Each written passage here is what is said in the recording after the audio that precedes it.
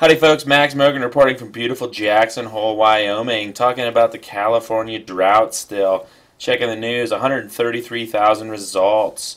Lots in the news. Risk of explosive wildfires. Farmers, ranchers face uncertain future. Drought emergency declared by the governor. And scientists, of course, looking for a link between the drought and climate change. These scientists should really pull their heads out of their butts, though, because they're overlooking a pretty significant factor, namely the fact that humans are changing the climate intentionally. Interestingly, CBS Local, January 20th, Los Angeles, parched by drought, California turns to science pilots to create much-needed rain. Okay, blah, blah, blah. Weather Modification Incorporated are using a new technology. What? New technology? Cloud seeding was developed in the 1940s in a process known as quote-unquote seeding. Okay, the LA Times assumes that its readers don't know about cloud seeding. They put seeding in quotes here, and they call it a new technology. This article exposing the total idiocy of the mainstream media. I've got a book in front of me, Weather of the San Francisco Bay Region. It says it was published in 2002. That's this copy. It was actually published in 1962. And I want to read you a couple of choice quotes real quick. Again, by Harold Gilliam, Weather of the San Francisco Bay Region, copyright 1962 by the Regents of the University of California. Introduction, page 5.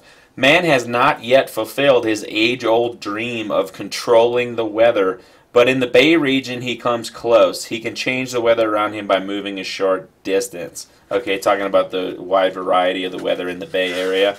Another choice quote.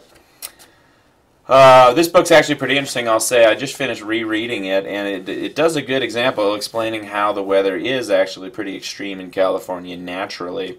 But I would argue that humans are intentionally manipulating the weather far beyond the quote-unquote new technology called cloud seeding that the LA CBS Local will tell you. But here's this second quote, page 70 of Weather of the San Francisco Bay Region.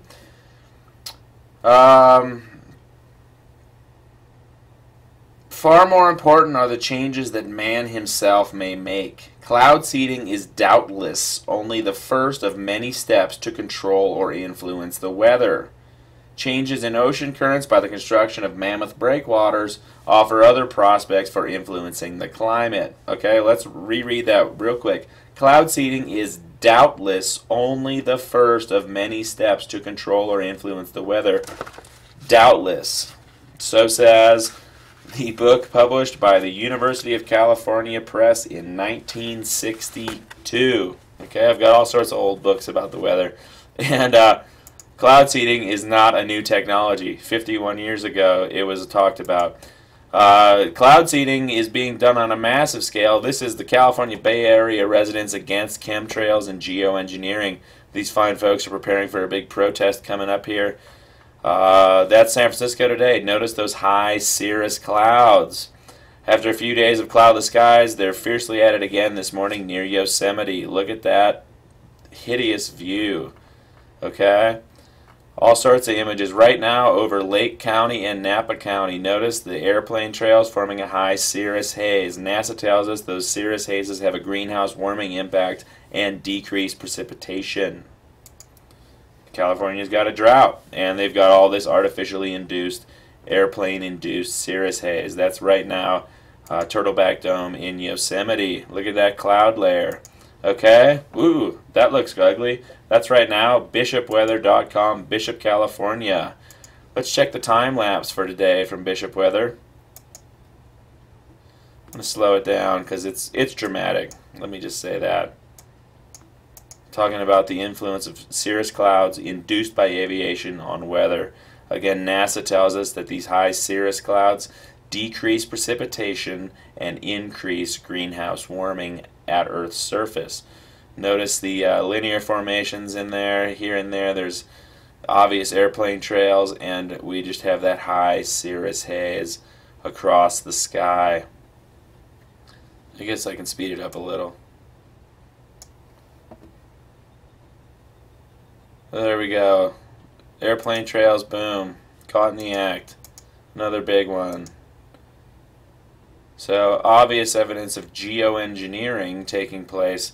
Cloud seeding, you know, the state of California may be turning to small-scale cloud seeding using little planes dropping silver iodide, but I guarantee you, I promise you, that big planes are simultaneously, big jets, not little Cessnas dropping a little silver iodide here and there, but big jets leaving these massive, lingering, spreading trails that are impacting our climate. NASA shows us this in pretty good detail here. They only show you, unfortunately, they only show one image per day. That's the 16th of January. There's the 15th.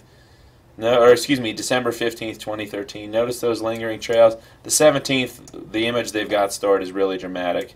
Okay, you can see these airplane trails crisscrossing the entire state, over the Bay Area, right here, all up and down the coast, out over the islands.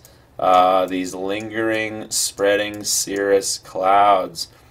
NASA tells us that clouds have a greater impact on the climate than greenhouse gases, so these artificially induced clouds are obviously contributing. This problem isn't exclusive to California. This is Mesa Verde, Colorado. Look at those clouds off in the distance, obvious linear formations, high cirrus haze. It's disgusting. Okay, that's what the sky's supposed to look like. That's high pressure. That's Terry J. Hawkinson. Looks like he's in Tahoe. September 95. Look at that blue sky. How often do you see a sky like that anymore? There's some blue sky. This is some French dude, early 90s, looking pretty ridiculous, but that sky looks incredible. Here in Jackson, we're having a pretty nice day. Little evidence of spring.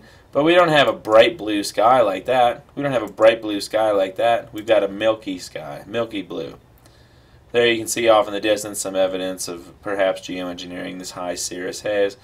But the sky's not that blue. It's milky. Okay, over the Teton there we see one lingering trail. Sleeping Indian, I think the color might just be off on that camera. That looks like the sky's supposed to look like, in my opinion. Blue. Actually blue. These guys, this is Ken Caldeira at Stanford, right in the Bay Area. I wonder if Ken's such a brilliant scientist, why doesn't he look up at the sky and see these lingering, spreading trails and ask what the deal is? Instead, Ken tells us he's a proponent of geoengineering. If you have cancer, you might decide that eating a poison is the right thing to do because it's going to kill the cancer cells more than the good cells. And I look at geoengineering much the same way. This prompts the obvious question, does Ken Caldeira of Stanford believe that Californians are cancer cells? David Keith at Harvard, another proponent of geoengineering. This is from an interview on Australian national TV in November of 2012, over a year ago. What does he say? People have actually known you could do these things for better or for worse for decades, actually since the 1960s, but people were sort of afraid to talk about them in polite tech company. This technology gives us an enormous kind of leverage and power to alter the climate and to do it with a very small amount of money or material, and that power should frighten us, I think, and it presents real deep problems for governance. In my opinion, the real truth is that geoengineering is weather warfare, and it has been going on for decades. That's the sky we see now. This is what the sky is supposed to look like. Blue skies, not these hazy cirrus skies.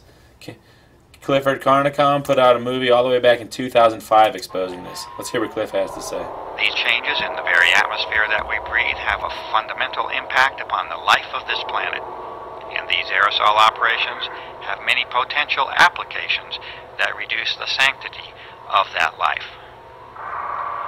These operations are being conducted. They are being conducted without your participation or your informed consent. They are affecting your life, the lives of those you know and love, and the very life of the planet itself. Okay, this is from a documentary 9 years ago in 2005. Wake up, people. There's a really good little